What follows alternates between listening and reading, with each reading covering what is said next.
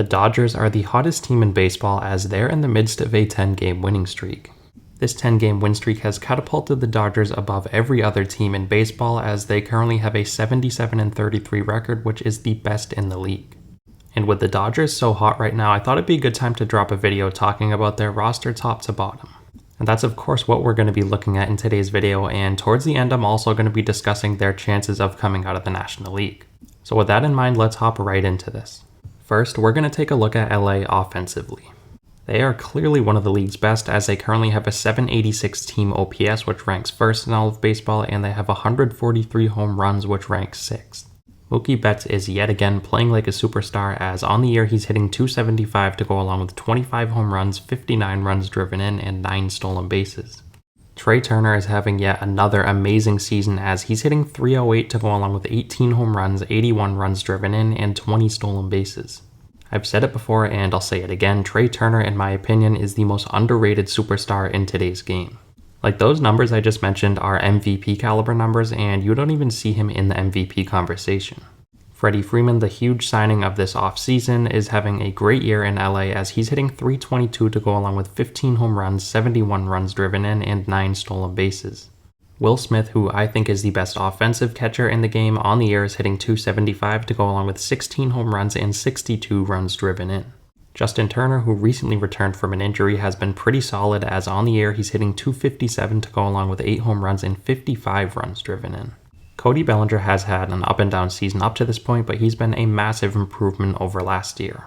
On the year, Bellinger is hitting .210 to go along with 15 home runs and 11 stolen bases. Gavin Lux has also been a pretty good bat in this offense as on the year he's hitting .294 to go along with 4 home runs and 7 stolen bases. Max Muncy has been a huge disappointment as on the year he's only hitting .177 to go along with 13 home runs. Muncy has just not looked the same this year. I don't know if it's a nagging injury or just a lack of confidence at this point, but I really do hope he picks things up and is a big piece in this offense come October. And we can't forget about the Dodgers' super utility man and Chris Taylor, who on the year is hitting .230 to go along with 7 home runs and 7 stolen bases. And lastly, we have Joey Gallo, who the Dodgers just picked up from the Yankees, who has been a massive disappointment. But ever since getting to LA, he just seems a lot more comfortable up there at the plate, and he's been playing a lot better, and I think that's going to continue to be the trend towards the end of the season. So this is definitely one of the league's best offenses, and what makes it even more impressive is the fact that they're doing this good even with one of their best offensive bats in Max Muncy slumping all year long. They have 3 MVP caliber bats in this offense in Freddie Freeman, Trey Turner, and Mookie Betts. So this lineup has been dominating all year long, and I don't expect them to slow down anytime soon. Now let's take a look at the Dodgers' starting pitching. This rotation has been nothing short of amazing. As we stand today, they have a 2.89 team ERA, which ranks first in all of baseball. Julio Urias has yet again been dominant as in 123 innings he's 12-6 to go along with a 2.49 ERA and 117 strikeouts. Tony Gonsolin has been a pleasant surprise for the Dodgers as up to this point in 110 innings he's 13-1 to go along with a 2.3 ERA.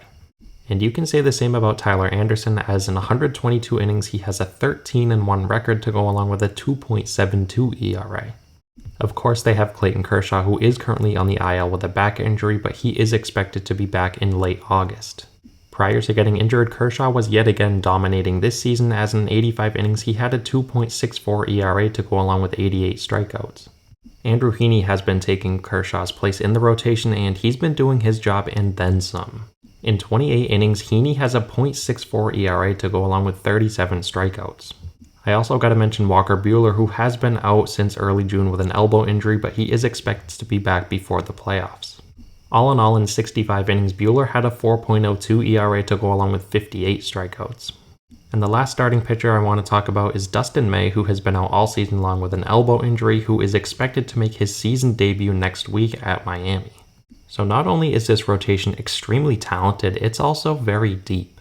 They have 6 or 7 starters in this rotation that would probably be 1 or 2 starters on almost every other team. So yeah, this starting rotation is really good. Now let's briefly take a look at their bullpen. Similar to their starting rotation, they have a very good bullpen as they have a 3.15 bullpen ERA, which ranks 4th in the league. Craig Kimbrell has been closing out games this year, and in 40 innings he has 20 saves to go along with 54 strikeouts and a 4.28 ERA. Evan Phillips has been a bright spot in the bullpen, as in 45 innings he has a 1.4 ERA to go along with 54 strikeouts. Alex Vesia has also been reliable, as in 36 innings he has a 2.96 ERA. And the veteran David Price has been getting it done, as in 31 innings out of the bullpen he has a 2.61 earned run average. And they also have some impact arms who are currently on the IL who are expected to be back soon in Yency Almonte, Blake Trinan, and Brusdar Graterol. So while Craig Kimbrell hasn't been the most reliable closer this year, all in all this bullpen has been very good, and it is really deep and one of the best in baseball. So now that we looked at this team top to bottom, let's go over their chances in the National League. At this point in time, it's safe to say the Dodgers should be heavy favorites to come out of the National League. Not only are they running away with the best record in baseball, but they also have the best run differential at plus 236. And it just makes it that much more impressive when you consider the fact that they're doing this without some of their best players who have been out most of the season due to injury. There's only two teams in the National League that I think are real threats to the Dodgers, and that's the Mets and the Braves. I wanted to put the Padres on the list as well, but after seeing what the Dodgers did to them last week, I don't think they're too much of a threat. So to sum it up, I think the Dodgers should definitely be favored to come out of the National League, but I do think they have to keep an eye on teams like the Mets and Braves who could definitely give them a good series. Let me know what you guys think of the Dodgers down below. Thank you guys so much for watching and continuing to support, and I'll see you next time.